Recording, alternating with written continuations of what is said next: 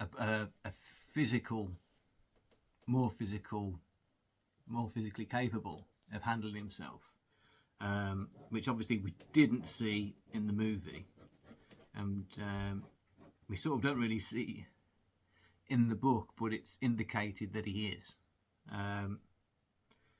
and that the organisation involved, obviously in the movies it's Spectre, but in the novel or novels it's Smersh. And what I thought was nice, because I remember them always saying when they were the producers were making a new film, if you're struggling, always go back to Fleming. You could pick up a strand of something from one of the books and run with that, a name, an organisation, whatever. And straight away the next thing was Smersh and the whole Spionum, Death to Spies, which they obviously uplifted for the, well, essentially the opening titles of The Living Daylights. And obviously, like I just said, Spectre was the substitute for Smersh, the Russian organisation, the kind of fixers, if you like, of the Russian government at the time. The next thing I really liked was basically M's demeanour towards his initial MI6 staff. He receives a report of one of his subordinates, if you like, and his subordinate is giving it all these in his intelligence report, quoting stats about Baccarat and Rennie Mathis and Vesperlin, and there's quite a few things where he's putting it all in French and not just English, and goes onto his intercom and gives him a bit of a dressing down, if you like, saying, for goodness sake, just tell me in idiot speak, in plain English, don't give it all this, you know, French lesson, Lieutenant Sean Connery, French lesson. And there's a third cat just walked in who's probably about to shout at me because she wants to go out. Let's just see if I get... No, I didn't get through that bit, did I? So, with that being said, I am just going to hit pause and I'll be back, okay? Apologies for the station break. Mr. Carver. As you can see... as you can see, the grandmother of the duo, well, I say duo, all five of them, Pole, is here. She's a blue. She's probably the closest thing I've got to a Blofeld-type cat. Don't do that. I'm going to have to hold the camera. No. What are you doing, you tall? What are you doing? Wow. Go and see what Toby's up to. Go on. Off you go. You're just going to ignore me, aren't you? Yeah. A bit like the wife. Come on, you go then. You can do it. Come on. So, let's try and carry on with this video, should we? Instead of staring at the cat's backside by the sign. So, like in the film, I loved what... oh! Someone's getting violent. Oh my goodness me. Yes, that's right. It's a camera. Are you posing? Now where are you going? Oh, we're off. Good girl. I think we're in luck. This will have added a few minutes, won't it? Sorry about wasting your Sunday.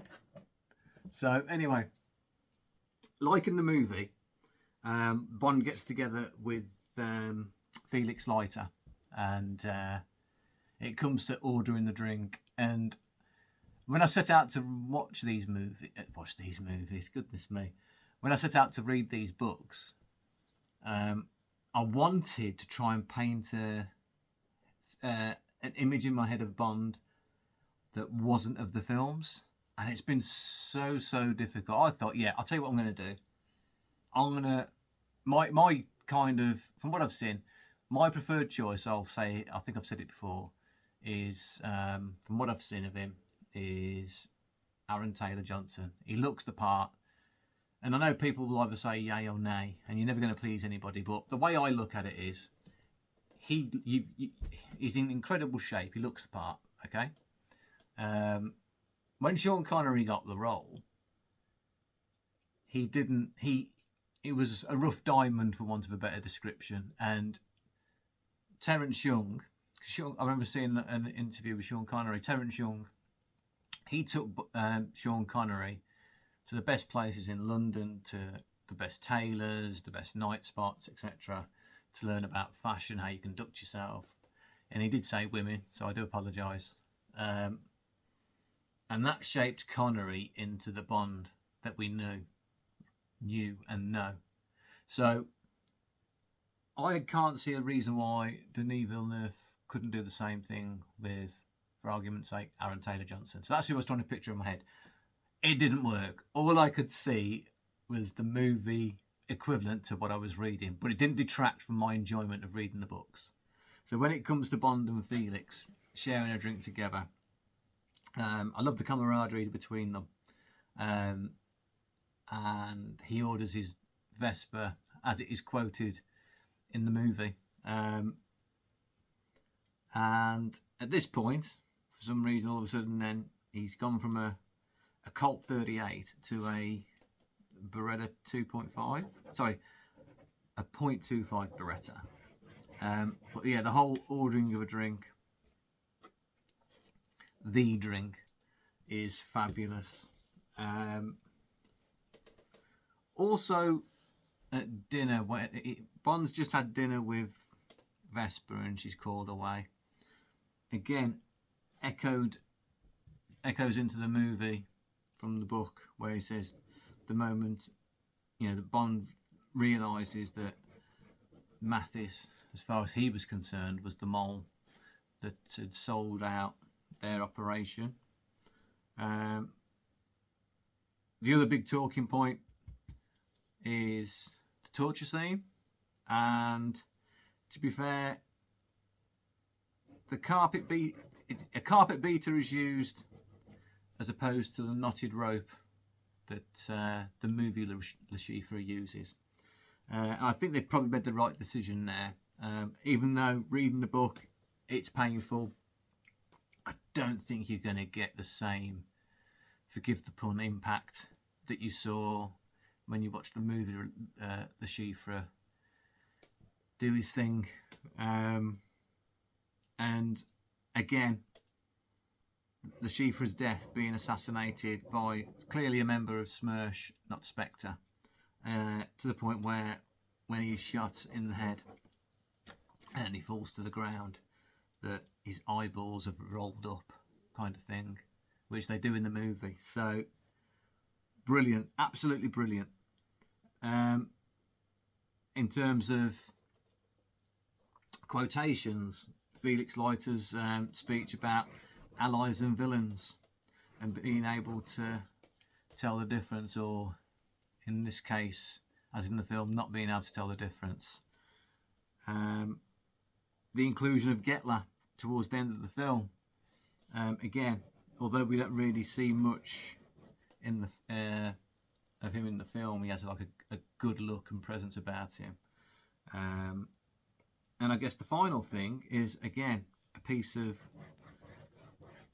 exposition. Pretty much at the end of the book, the bitch is dead line.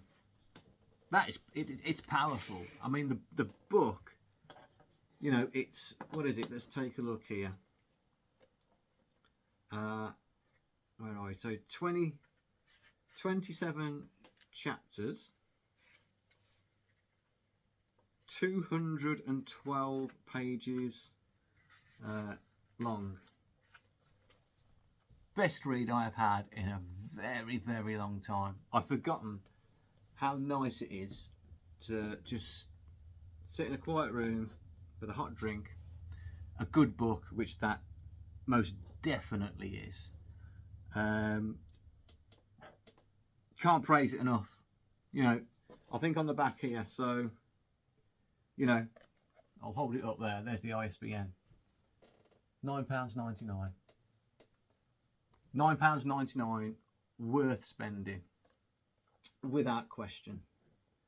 And that's all my notes that I've written down for Casino, because it's not a movie review.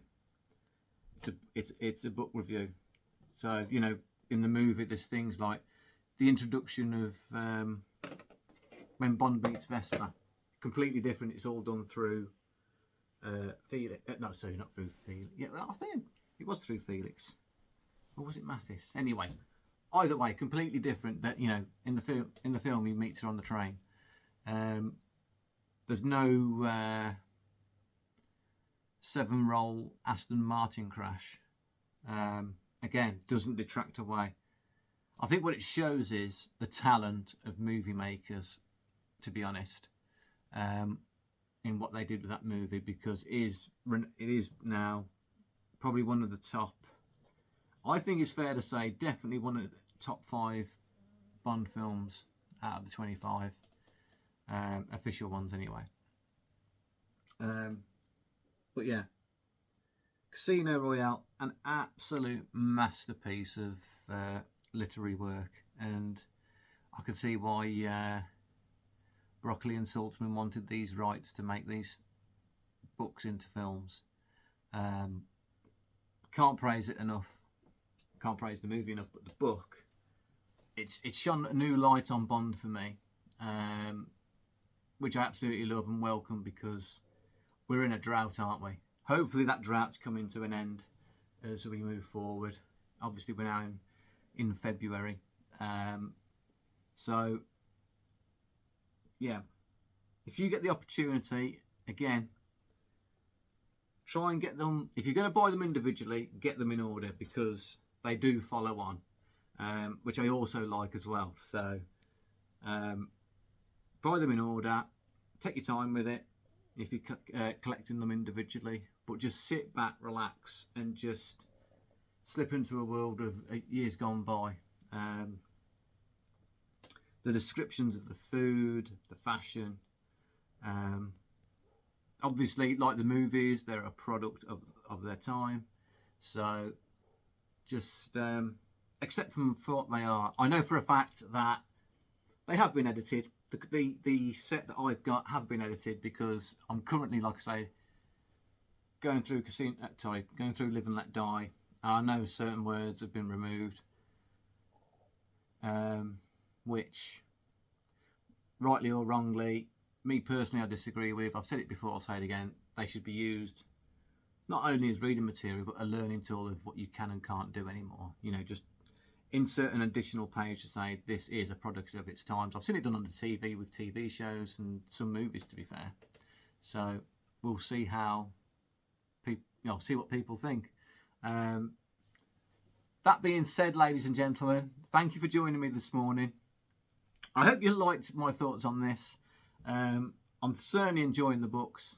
There's only 13 more of these to go, which I'm going to thoroughly enjoy throughout the course of the year. And obviously I'll do videos like this about what I think and how, you know, they shape up to the movies of the same title. So leave a like, a subscribe, a share, a follow, word of mouth.